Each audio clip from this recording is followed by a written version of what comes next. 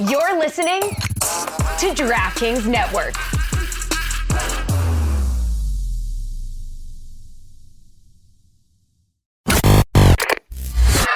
We are inching ever so closely to the most wonderful time of the year, bowl season. I love bowl season.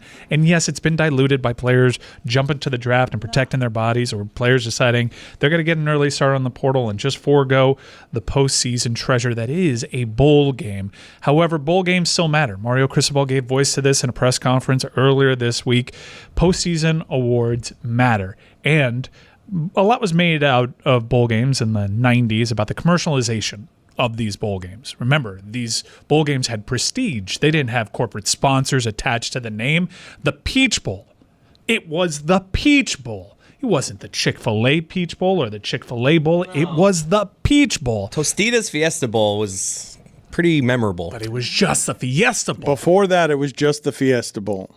And people miss that. However, I like where we're at right now. The Tostitos, by the way, when it morphed, like whatever objections I have to commercialization and the brazen greed in sports, when I got to Arizona and they would just give the media unending Tostitos, like I was like, okay, yes, bowl sponsorship, sell me out, I'm sold out. What are you making faces about, Jeremy? No, that sounds incredible. That is perfect to be able to walk in as the media and just get an unlimited amount of Tostitos. They bought the media with wonderful salty chips. Right, but that was all there was to these things until these companies decided, okay, we hear people aren't fans of this, but let's just lean all the way in on this. And now we're here in 2023, and the best bowl games are the ones that feel the most commercial. Outside of the granddaddy of them all, which actually doesn't have the sponsor on the top of the name. It's a Rose Bowl game presented by a corporate sponsor here. Everybody else has a corporate sponsor. Rose Bowl is still holding on to where the granddaddy of them all. Granddaddy will not allow anybody to put their corporate name over granddaddy. Yeah, and depending on who's the CFP, I would argue that the Rose Bowl still to this day matters in an old-timey way. We'll see what happens next year when there is no more Pac-12. But the tradition-rich Rose Bowl is still a thing. It's one of the playoff games this year. So it's really, I've gone to the Rose Bowl, like when my team's playing. That's an unreal environment. So, yeah, that will always last, even without the Pac-12. But I would argue right now the bowl game with the second most prestige is the Duke's Mayo Bowl. No. Absolutely. Yeah. Already? Yeah. Because they bought their way in the game with Mayo just by dumping it on announcers for a couple of years, 3 years, and they've already escalated to where the bowl who does it a little differently will slather it in Mayo? Yes. Yeah, Mike Golick Jr. became They can thank Gojo for that. A megastar when he started dunking Oreo cookies into mayo, and then part of the tradition-rich Mayo Bowl prestige really blew up when they decided to, instead of dumping Gatorade on a winning coach, dump mayo on a winning coach. Now, we've seen this before with the famous Idaho Potato Bowl, where the Gatorade container would be filled with French fries, something that Dan does every weekend. Not a lot of people know that. Don't limit me. The occasional Wednesday, too. And Monday morning for breakfast. It's also his salad crouton. Yeah. But the Mayos really kind of overlap that. Even though they totally swagger jacked the Idaho Potato Bowl, the Mayo is just far more satisfying. It's grosser. It's more disgusting. In fact, you can't think of a lot of edible things more disgusting than that to slather on yourself. So what right? food item will come for Mayo's stuff? Well, I'm glad you asked, because Pop Tarts. I didn't believe there was an answer to that question. Pop Tarts have a bowl game, and Lucy, can you inform the audience of the latest development with regards to the Pop Tart Bowl? So the Pop Tart Bowl, I believe, was originally the Cheez-Its Bowl, and they dumped Cheez-Its, and they had a giant Cheez-It mascot, Sir Cheese. It didn't get the level of press at the Mayo Bowl, so they have course corrected. They are now the Pop Tarts Bowl, and if you win, you can take a bite out of the edible mascot. And you guys are alleging that basically what we have done to soil the legacy and history of college football's bowl games that used to be just the Peach Bowl, the Orange Bowl, the Cotton Bowl, no corporate sponsors. You say that if your food item is good, you could skyrocket right to the top of being the most prestigious bowl other than the Granddaddy. You should have cheered when I told you that information. I don't understand what this is about. Dan, there's going to be a dancing mascot, okay?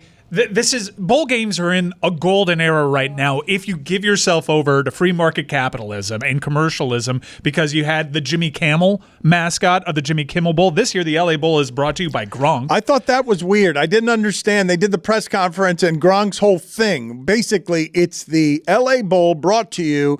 Gronk's not really a marketer the way that Charisma would market. So it's like, we're going to get lit, and that's the slogan that will skyrocket to the top. An interesting note, now the Gronk Bowl is taking note from the Pop Tart Bowl. You can bite Gronk after you win the game as well.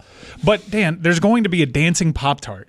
And at the end of the game, there's an ACC tie-in. Can you imagine Dave Doran in a celebratory fashion taking a bite out of a Pop Tart mascot? Where's this bowl going to be? Orlando. I'll bite this tart. Send me. But I mean, I don't know if I'm allowed to, but I'll bite it. If it walks by me, I'm taking a bite. Now, they haven't clarified who can eat the Pop-Tart, but I'm hoping for a Walking Dead scenario in which a team just ravages a Pop-Tart and are all taking bites out of it. Like Thanksgiving, where they're all running around as gluttons. You're saying the team that wins just devours the Pop-Tart. Like, is there going to be a human in this Pop-Tart? That's the confusion. Yeah, well, I would assume it's a mascot. It was just a large Pop-Tart. It wouldn't be the mascot. That's kind of what I'm thinking, is I feel like there's probably going to be a version of the Pop-Tart that's dancing around as a mascot in a costume. False advertising. And then there's going to be a separate giant Pop-Tart for everyone to eat. I think the I'm mascot... picturing like chasing a guy running away from me because I want to bite him. The mascot, I think the costume is edible. That is an edible. The whole thing is... Not an edible, Stugotz. It's being sold as this is an edible mascot. There must be, if it's an edible mascot, at some point during the game, people will be taking bites out of the mascot. What's the point of having an edible mascot unless someone's going to eat parts of the mascot? Precisely, Dan. And it's not so much the action, though that in itself is comical. Seeing a generic football coach take a bite out of a Pop-Tart. Big? How big is the Pop-Tart? It's a mascot size. But how big? You see any small mascots? But how big? Is it a giant Pop-Tart? Is it a medium-sized? We have an animated graphic. It doesn't necessarily... If you look at the scale with a football, if that's a real football... Those legs are not real. Those are not human legs. I don't know. What do you mean if that's a real football? Those are clearly not human legs. Those are not human arms. Maybe it's an AI Pop-Tart. But it's not an AI human. It's an AI Pop-Tart. It's an AI Pop-Tart with cartoon skinny legs. Why the attack? Why are you trying to poke holes in this? They've said it's an edible mascot. Why can't... Does the Pop-Tart Bowl not have enough credibility with you that you're not going to take them at their word? They can't show us the mascot ahead of time because we don't know what this bowl matchup is. It could suck. We need a reason to tune in. Right. To see the edible mascot. And the hope is you have a coach that is funny eating a Pop-Tart because... Yeah, Shane Beamer had a moment where they accidentally clocked him in the head with a canister of mayo. And there was an interim head coach wearing an oversized hat, which was cheating. The mayo, I saw that. You just played that. The mayo, the oversized hat to dump mayo on your head, that's cheating. That's copping out. That's worse than Harbaugh. These are both ACC tie-ins, and I'm really sincerely hoping that Mario Cristobal, provided he wins, has an opportunity to take a bite out of a live mascot. I've done some digging here. Dubbed the first of its kind, the Pop Tarts Bowl mascot will interact with the crowd during the game, but by the time the final whistle blows, the toaster pastry character will, quote, transform into a snack for victorious team to feast on. I've got a quote Feels from like it's going to be a mascot, and then they're just going to switch it out for a large Pop-Tart at the end. The VP of Marketing for Pop-Tarts, Sarah Renicky.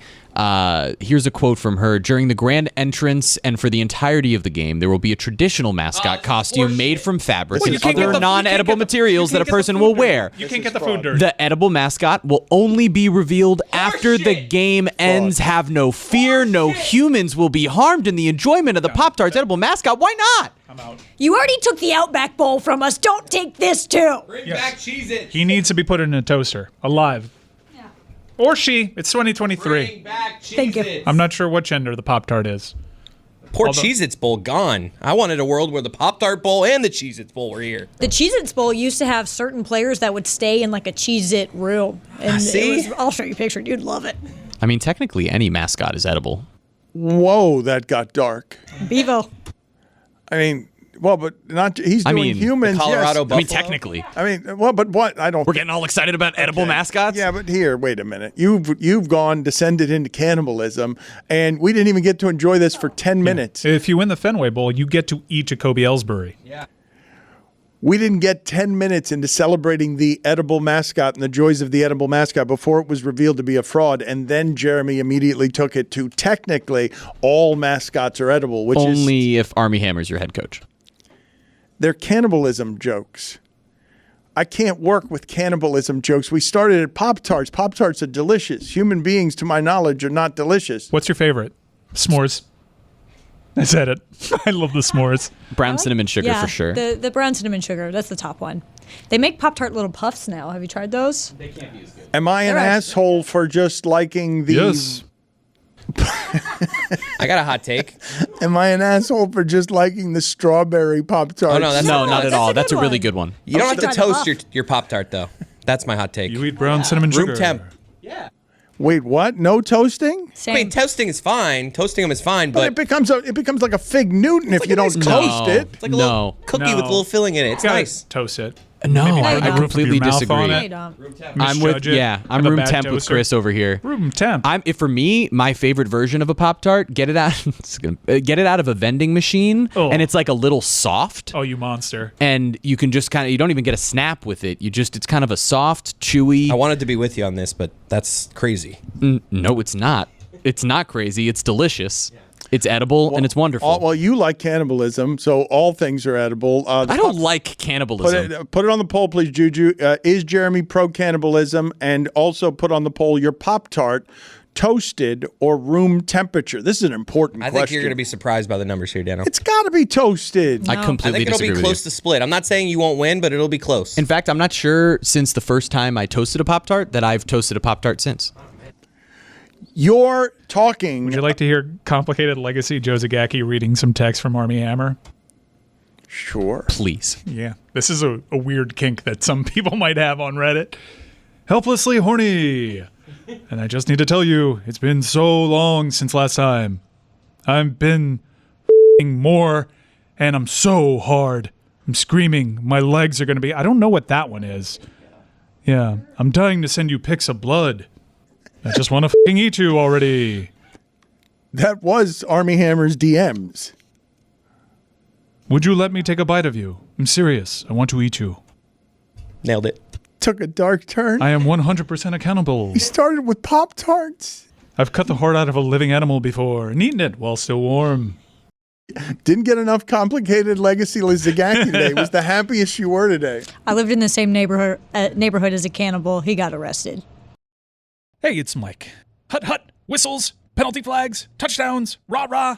Love all that stuff about football season. But you know what I love the best about football season? It's camaraderie I get when I toast the beautiful white can that holds the key to making football amazing. I'm talking, of course, about Miller Lite. I make it Miller time every time it's football time, and I'm never left disappointed because it is the perfect beer to pair with our national obsession. From kickoff to the final whistle, you just can't go wrong with a Miller Lite in your hand. It's the only light beer with a taste worthy of football. What's the point of having a beer if it doesn't taste like, well, beer? Thankfully, Miller Lite checks all the flavor boxes, and it's only got 96 calories and 3.2 carbs per 12-ounce serving. This season, do what I do. Crack open a light beer that hits your taste buds so hard, you feel it in your heart. And you can scream touchdown and hoorah and all that stuff. Make it Miller time all season long. Get Miller Lite delivered right to your door. Visit MillerLite.com/Dan, or you can find it pretty much anywhere that sells beer. Celebrate responsibly. Miller Brewing Company, Milwaukee, Wisconsin. 96 calories and 3.2 carbs per 12 ounces.